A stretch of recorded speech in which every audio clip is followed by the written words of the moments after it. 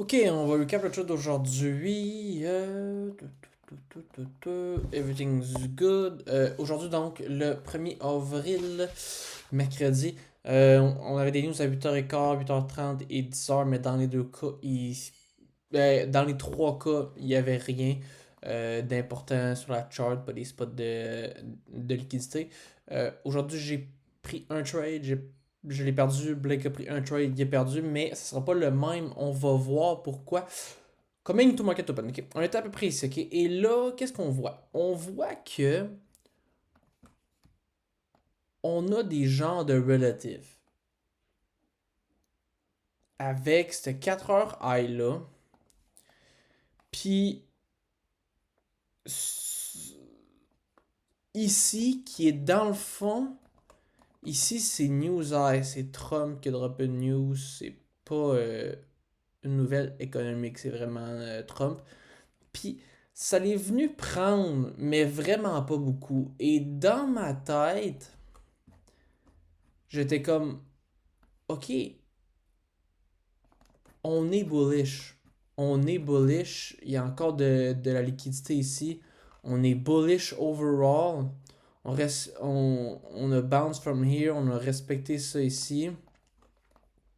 On respecte ce 15 minutes-là. So, moi, j'étais là de prendre des longs. Je savais que j'allais être dans un 15 minutes, mais je me suis dit, si je suis capable de rentrer sur un 5 minutes, genre ici, I'm gonna be good. Je vais le front-runner le gap de 15 minutes. And we should hit ici. Mais, tu sais, fait que moi j'étais bullish, même si je savais qu'on était hyper extend. Je me disais, on va venir ici, puis après ça, on va venir tout prendre.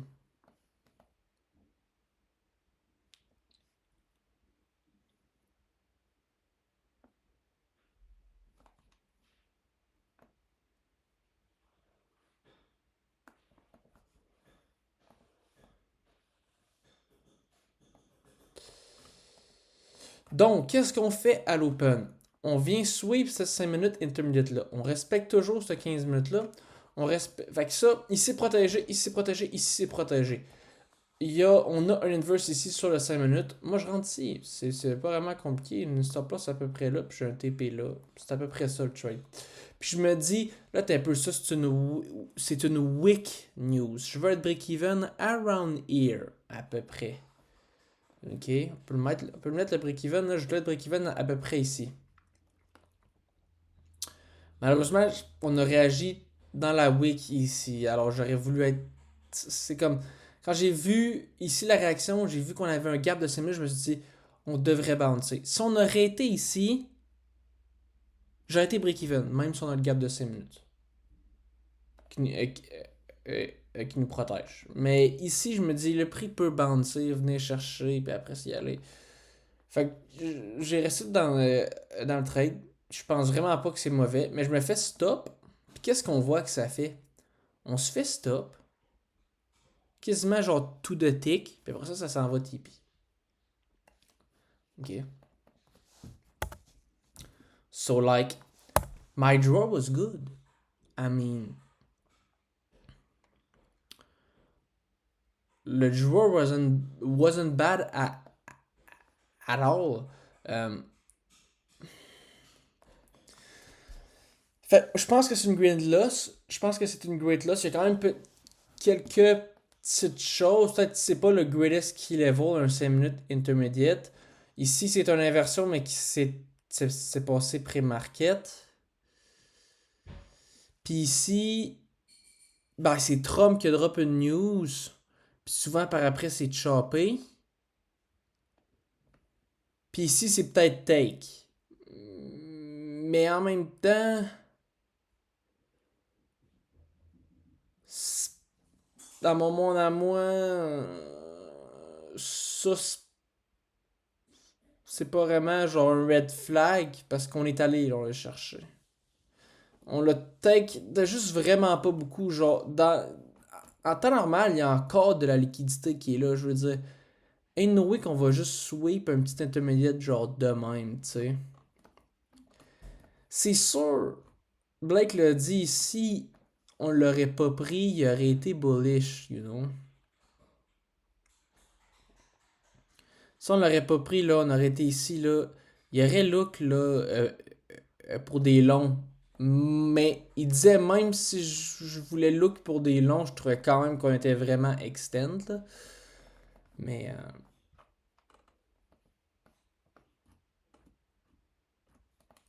et c'est ça c'est à voir. C'est ça, il y a Trump qui. On dirait que quand Trump il pose de quoi, pis ça fait genre des candles, là, pour vrai, là, c'est.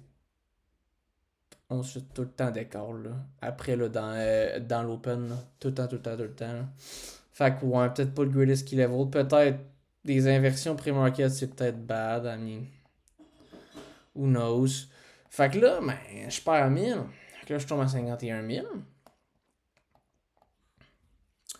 Mais là, je peux plus trader. Parce que j'ai ma daily lost guard. Mais là, je suis en train de voir ce trade-là ici. Puis là, je me pose sérieusement la question. J'ai le goût de rentrer. J'aurais le goût genre de rentrer. J'ai failli faire, j'achète-tu un éval de Apex, mais là, je me disais, fuck, ça va être trop long. Faire ça. Je le ferai pas. Mais j'ai failli. Mais tu sais, je pense que je l'aurais pris. Puis Blake a pris ce trade-là. Puis il l'a perdu. Puis la raison est quand même simple. Lui, il voit ici, il voit ça que c'est take. On voit il voit qu'on réagit dans ce week-là. On a une great inversion. On respecte. En fait, on a disrespect le 1 heure ici. On a disrespect le 15 minutes. Puis on a plein de beaux TP ici. Genre 9h30. Intermediate là, puis on est really extend. Fait que lui, il voit ça comme ok, c'est la fin du buy model. Ça, c'est highly protected et on tombe dans un sell model. J'aurais vu la même chose que lui. Tu sais, c'est ça que j'ai pensé. Je me suis dit, ok, peut-être que ça c'est protégé. On a réagi dans ce week-là. I mean, peut-être que ça c'est protégé. Puis là, on est rendu dans un sell model. Puis je pense que c'est un trade que j'aurais pris, d'où, puis j'aurais perdu. Si, mettons, j'aurais été sur un éval comme Top Step où il n'y a pas de Daily Guard, je l'aurais probablement pris. Mais aussi, il y a de quoi que je veux dire, c'est que pour moi, c'est un great trade, ça ici. Puis quand je l'ai vu pas rentrer,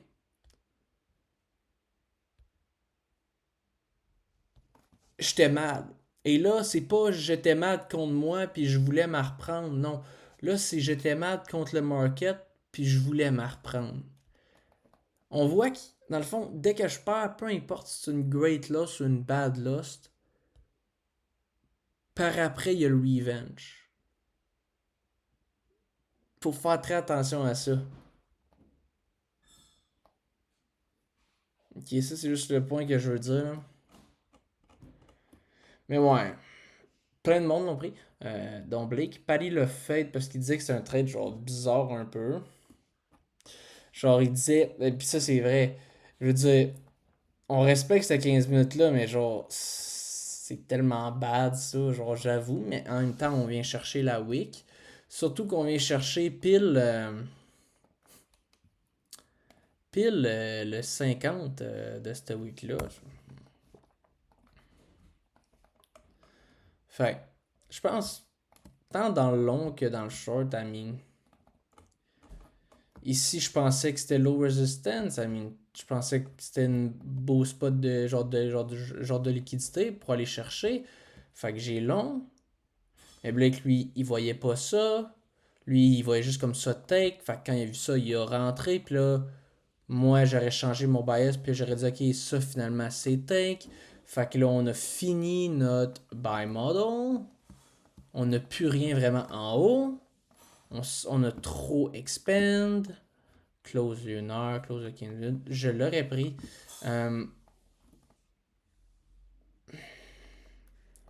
Pre-market, je m'étais dit pre-market, je vais tomber dans un sell model ici peut-être. Je veux pas tomber trop tôt.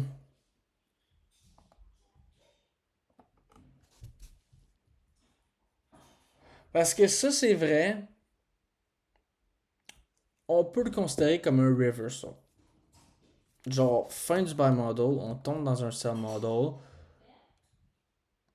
Attends un peu. Blake et moi, on a déjà pris des trades de même. Des trades genre de même. On prend des trades de même, puis separate des reversals sur le higher time frame. Dans la majorité genre de nos trades, ça va être des continuations avec le higher time frame, you know. Puis des fois, ça va être des counter-trends dans le but de target juste le retrace.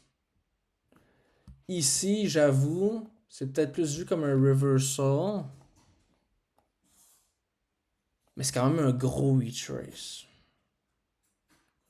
Fait que ça peut aussi être vu comme un retrace counter trend. But I mean, c'est juste. Ça, c'est clair. Bref, ceci étant dit, je sais pas pourquoi pré-market, je voulais attendre ici pour tomber en sell. J'aurais pu direct ici. Tu sais, si t'as un great key level, genre. Ben, en fait, ouais. En fait, ici, si t'as un mid key level, genre. J'avoue que c'est douteux, là, ici, là, ce key level-là. Là, j'avoue que dans ce cas-là, j'aurais pu attendre plus bas pour dire, ok, on est en sell model. Mais si ici, c'est un great key level, t'as pas le choix de faire comme Blake, genre, aujourd'hui, puis de dire, ok, buy model est fini, on commence sur un sell model, ce genre de reversal, je vais quand même être tôt. J'ai pas nécessairement besoin de wait pour une grande, pour un move plus bas. Pourquoi? Parce que j'ai des beaux targets. C'est un great key level qui annoncerait la fin d'un buy model. On est largely expand. Fait que moi, qui ici, peut-être pas besoin d'attendre pour des pour une confirmation genre rendue ici pour tomber en sell. Tu peux quand même tomber en sell ici assez tôt. But I mean,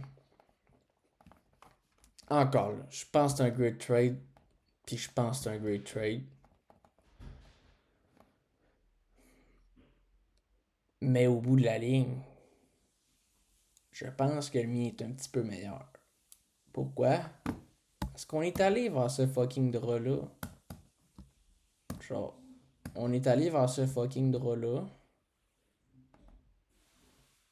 Puis je pense que c'était le draw de la journée. Puis il y en a qui vont. Ils l'ont pris sur le 15 minutes ici. Réaction 15 minutes ici. Tu rentres sur un 2 minutes. Qui bounce dans rien en gros, mais tu rentres ici. En plus, tu fais des equals. Tu rentres. Quand tu as fait des equals avec News, fait que c'est quasiment sûr que tu es TP. C'est juste que. Ben, en fait, oui, c'est vraiment bien. C'est vraiment bien parce que ça, c'est respecté. En fait, ça, c'est respecté. Ça, ici, on respecte. On respecte. Puis ici, dans le fond, on est juste venu comme respecter la wick de 9h30. On bounce. Ici, tout est protégé ici, you know, pour aller chercher ça. Et là, on a pris ça. Donc, qu'est-ce que ça dit? Là, on va tomber peut-être en sell model pour aller chercher tout ça, sachant que on va sûrement respecter ce gap-là. On va sûrement continuer la structure sur le daily. Parce que c'est ça, faut savoir que sur le daily, genre, I mean, on est quand même bearish. Mais bon, c'est le daily, là. C'est du higher time frame, ça, là. Fait qu'I mean, ici, à l'open, I mean, t'es encore bullish, là. Mais quand on prend ça... hmm. Mais ouais, je pense que demain, ça peut être des beaux shorts. Je pense vraiment que ça peut être des beaux shorts demain.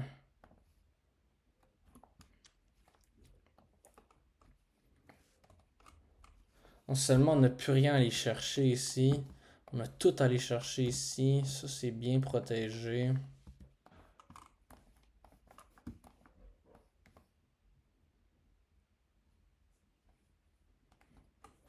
Tu sais, c'est vrai, en même temps, mon trade, genre, même si ici c'est un beau target, il l'a dit, on est overextend. On est très. Mais j'ai pas tant peur de ça, I mean. Dans ma tête, le sell model va finir quand on va hit cette liquidité-là. Genre, il commencera pas tout de suite. Même si c'est très premium comme entrée, genre, comparé à ça, tu sais,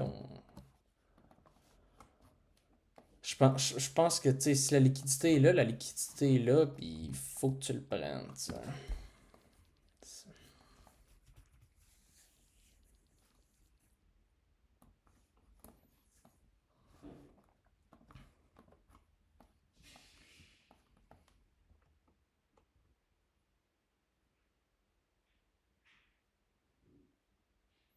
Mais tu sais, ça, demain, c'est l'erreur qui est à faire. Mais tu sais, c'est ça. Mettons ici, il y a des great TP, là. Mettons, là. Mettons qu'il y a des great TP. Là, t'es comme en deux bias. Mettons que demain, genre, c'est l'open, là. Puis ici, il y a des sales beaux TP, là. On est ici. Là, t'es en deux bias parce que tu te dis, ok, on a sweep de quoi? On peut aller plus bas, on peut juste continuer tu sais, on peut continuer la structure sur le daily. Mais en même temps, c'est vrai, on pourrait bounce puis aller chercher ça. Faut juste voir comme ici, ça va être une condition. Genre ici, sûrement qu'on va créer genre un daily gap. Ça va être la condition. Si on est capable de bounce from the daily gap, on peut sûrement aller chercher tout ça. Mais si on respecte ce daily gap-là, on inverse ce daily gap-là, là, on peut penser que, tu sais, on faut retourner en bas. Fait qu'il faut faire attention aussi, là.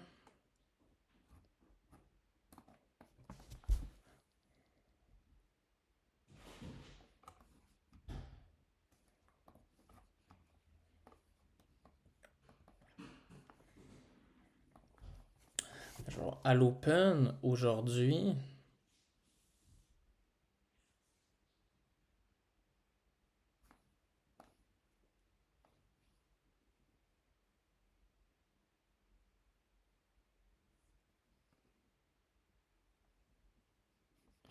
ouais, ça, je suis un petit peu mélangé. Il y a une possibilité que je sois mélangé avec le. Genre que. Je me pose des questions là avec le daily time frame.